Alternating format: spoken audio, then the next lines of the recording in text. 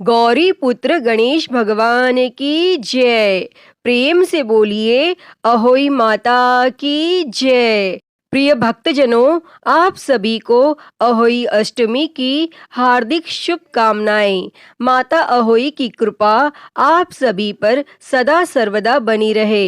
भक्तजनों, कार्तिक मास के कृष्ण पक्ष की अष्टमी तिथि को अहोई अष्टमी का व्रत रखा जाता है। इस दिन राधा अष्टमी के रूप में भी पूजा की जाती है। आज के दिन राधा कुंड में स्नान किया जाता है और इसे बहुत ही शुभ मानते हैं। और इस दिन जो भी माताएं होती हैं वे पूरे विधि विधान के साथ अहोई माता की पूजा करती हैं। माता पार्वती और भगवान शिव की पूजा करती हैं और अपने संतान की सुख समृद्धि, लंबी उम्र और उनके सौभाग्य की प्रार्थना करती हैं। इसी के साथ इस व्रत को निर्जल और निराहार रखा जाता है। माताएं जिनकी संतान होती हैं वे अहोई अष्टमी के व्रत को रखती हैं, लेकिन जो भी माताएं संतान सुख की कामना करती हैं वे भी इस व्रत को रख सकती हैं। कहा जाता है कि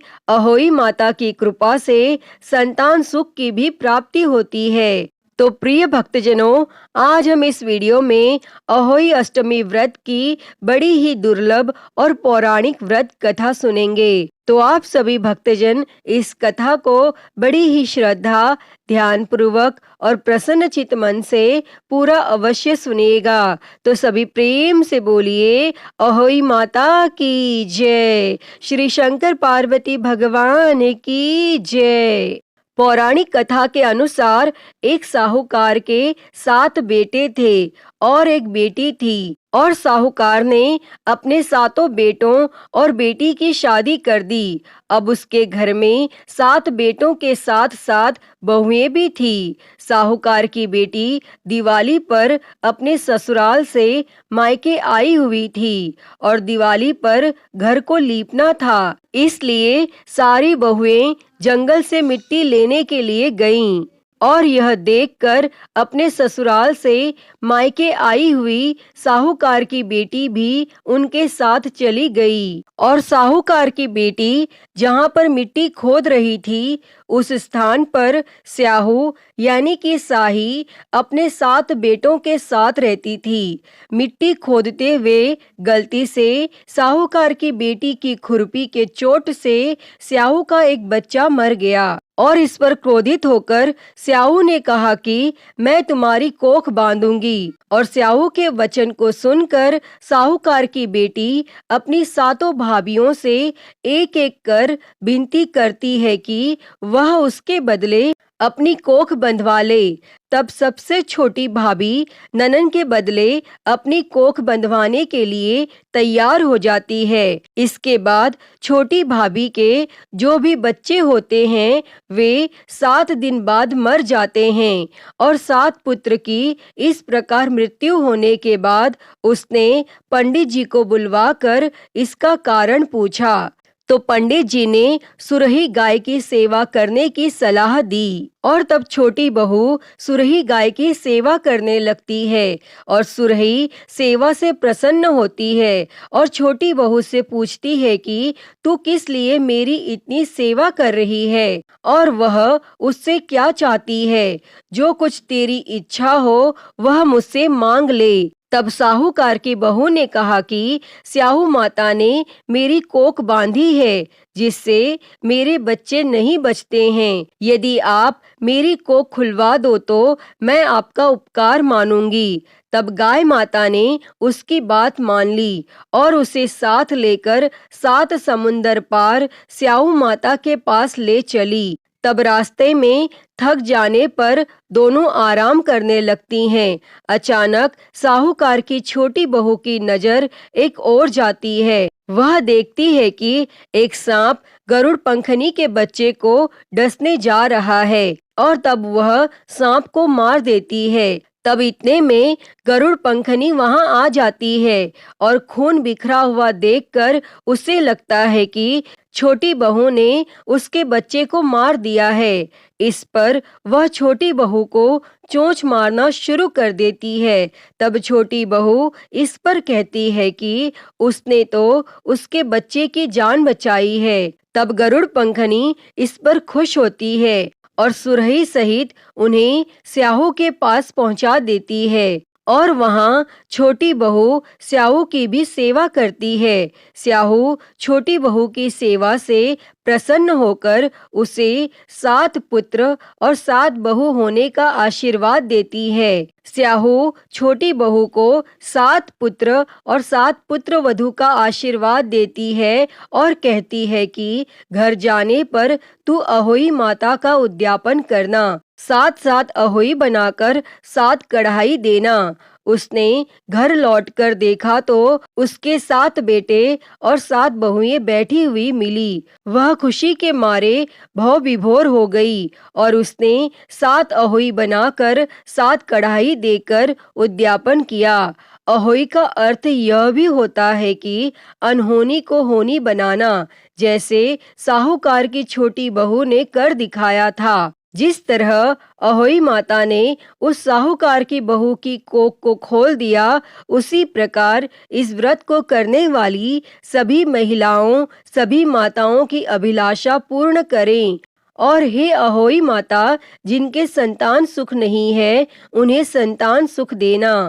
तो सभी प्रेम से बोलिए, अहोई माता की जय। प्रिय भक्तजनों, आइए अब सुनते हैं अहोई अष्टमी की दूसरी कथा। पुराने समय की बात है। दतिया नामक नगर में एक सेठ चंद्रभान रहता था। उसकी पत्नी का नाम चंद्रिका था, जो बहुत गुणवती, सुंदर तथा चरित्रवान थी। उसकी कई संतानें हुई, मगर सभी की छोटी आयु में ही मृत्यु हो जाती थी। संतानों के इस तरह मरते रहने के कारण पति पत्नी बहुत दुखी थे तथा उन्हें चिंता थी कि उनकी मृत्यु के पश्चात उनका वंश कौन चलाएगा।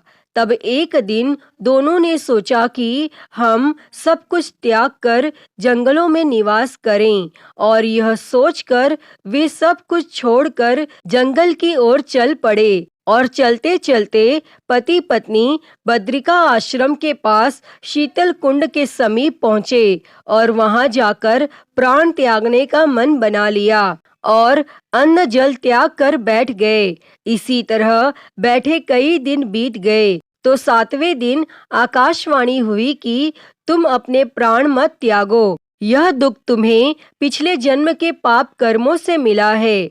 सेठ, अब तू अपनी पत्नी से आने वाले कार्तिक मास के कृष्ण पक्ष की 8वीं तिथि को व्रत करवाना, जिसके प्रभाव से अहोई देवी प्रकट होंगी। तुम उनसे अपने पुत्रों की दीर्घ आयु मांगना और व्रत के दिन तुम राधा कुंड में स्नान करना। तब कार्तिक मास के कृष्ण पक्ष की 8वीं तिथि पर चंद्रिका ने बड़ी श्रद्धा से अहोई देवी का व्रत रखा और रात को सेठ ने राधा कुंड में स्नान किया। और जब सेठ स्नान करके वापस आ रहा था तो रास्ते में अहोई देवी ने दर्शन दिए और बोली, मैं तुम पर बहुत प्रसन्न हूँ, तुम मुझसे कोई वर मांगो। तब अहोई देवी के दर्शन करके सेठ अति प्रसन्न हुआ और उनसे कहा कि माँ, मेरे बच्चे छोटी आयु में ही स्वर्ग सिधार जाते हैं, इसलिए उनकी दीर्घ आयु का वरदान दे। तब अहोई देवी ने कहा, ऐसा ही होगा, और अंतर ध्यान हो गई। कुछ समय पश्चात सेठ के यहाँ पुत्र हुआ और बड़ा होकर विद्वान, शक्तिशाली और प्रतापी हुआ। और इस महिमा के कारण ही अहोई माता के व्रत का प्रभाव बना। उस दिन कार्तिक कृष्ण पक्ष की 8वीं तिथि थी, इसलिए सभी माताएं इस दिन व्रत रखती हैं और विधि के अनुसार पूजा आराधना करते हुए अपने बच्चों की दीर्घ आयु की कामना करती हैं। अतः हे अहोई माता, जैसे आपने सेठ के यहाँ कृपा की, वैसी ही कृपा इस कथा को कहते, सुनते और हुंकारा भरते सभी पर बनाए रखना। तो सभी प्रेम से बोलिए, अहोई माता की जय। प्रिय भक्तजनों, आइए अब सुनते हैं अहोई अष्टमी व्रत की एक और कथा। प्राचीन काल में किसी नगर में एक साहूकार रहता था। उसके 7 लड़के थे। दीपावली से पहले साहूकार की स्त्री घर की लीपा पोती हेतु मिट्टी लेने खदान में गई और कुदाल से मिट्टी खोदने लगी। दैव योग से उसी जगह एक सेह की मांद थी। सहसा उस स्त्री के हाथ से कुदाल बच्चे को लग गई, जिससे सेह का बच्चा तत्काल मर गया। अपने हाथ से हुई हत्या को लेकर साहूकार की पत्नी को बहुत दुख हुआ, परंतु अब क्या हो सकता था। वह शोकाकुल पश्चाताप करती हुई अपने घर लौट आई। तब कुछ दिनों बाद उसके बेटे का निधन हो गया। फिर अकस्मात दूसरा, तीसरा और इस प्रकार वर्ष भर में उसके सभी बेटे मर गए और तब वह महिला अत्यंत व्यथित रहने लगी।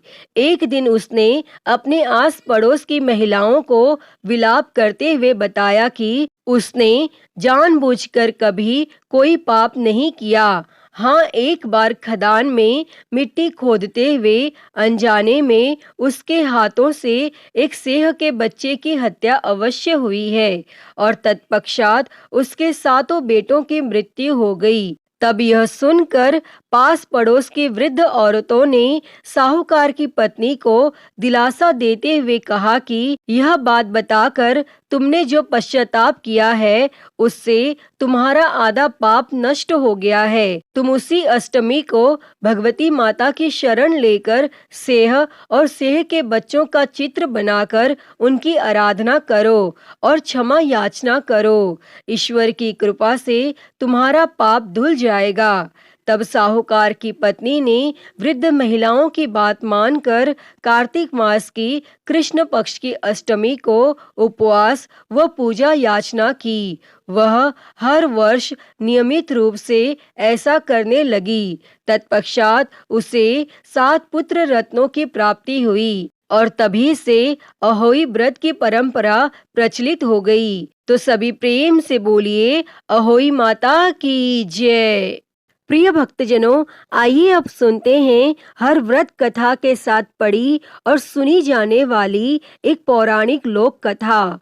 इस कथा के अनुसार एक लपसी था और एक तपसी था। तपसी हमेशा भगवान की तपस्या में लीन रहता था और लपसी रोजाना 1.25 सेर की लापसी बनाकर भगवान को भोग लगाकर जिम लेता था। और एक दिन दोनों लड़ने लगे। तपसी बोला, मैं रोज भगवान की तपस्या करता हूँ, इसीलिए मैं बड़ा हूँ। लपसी बोला, मैं रोज भगवान को 1.25 सेर लापसी का भोग लगाता हूँ, इसीलिए मैं बड़ा हूँ। तब उसी समय नारद जी वहां से गुजर रहे थे और दोनों को लड़ता देखकर तब उनसे पूछा कि तुम क्यों लड़ रहे हो। तब तपसी ने खुद के बड़ा होने का कारण बताया और लपसी ने अपना कारण बताया। तब नारद जी बोले, तुम्हारा फैसला मैं कर दूंगा। और फिर दूसरे दिन लपसी और तपसी नहाकर अपनी रोज की भक्ति करने आए तो नारद जी ने छुपकर 1.25 करोड़ की एक अंगूठी उन दोनों के आगे रख दी। तपसी की नजर जब अंगूठी पर पड़ी तो उसने चुपचाप अंगूठी उठाकर अपने नीचे दबा ली। और जब लपसी की नजर अंगूठी पर पड़ी लेकिन उसने ध्यान नहीं दिया और भगवान को भोग लगाकर लापसी खाने लगा। तब नारद जी सामने आए तो दोनों ने पूछा कि कौन बड़ा। तो नारद जी ने तपसी से खड़ा होने को कहा। वो खड़ा हुआ तो उसके नीचे दबी अंगूठी दिखाई पड़ी। तब नारद जी ने तपसी से कहा, तपस्या करने के बाद भी तुम्हारी चोरी करने की आदत नहीं गई, इसीलिए लपसी बड़ा है और तुम्हें तुम्हारी तपस्या का कोई फल भी नहीं मिलेगा। तब तपसी शर्मिंदा होकर माफी मांगने लगा। तब उसने नारद जी से पूछा, मुझे मेरी तपस्या का फल कैसे मिलेगा? तब नारद जी ने कहा, यदि कोई गाय और कुत्ते की रोटी नहीं बनाएगा तो फल तुझे मिलेगा। यदि कोई ब्राह्मण को भोजन करवाकर दक्षिणा नहीं देगा तो फल तुझे मिलेगा। यदि कोई साड़ी के साथ ब्लाउज नहीं देगा तो फल तुझे मिलेगा। यदि कोई दिए से दिया जलाएगा तो फल तुझे मिलेगा। और यदि कोई सारी कहानी सुने लेकिन तुम्हारी कहानी नहीं सुने तो फल तुझे मिलेगा। और उसी दिन से हर व्रत कथा कहानी के साथ लपसी तपसी की कहानी भी सुनी और कही जाती है। प्रिय भक्तजनों, तो मैं उम्मीद करती हूँ कि आपको आज की यह कथा पसंद आई होगी और अगर वीडियो अच्छी लगी हो तो इसे लाइक करें, ज़्यादा से ज़्यादा शेयर करें और कमेंट में अहोई माता की जय लिखना ना भूलें और महाकाल भक्ति ज्ञान चैनल को सब्सक्राइब कर नोटिफिकेशन बेल को ज़रूर ऑन कर लें। हर हर महादेव। धन्यवाद।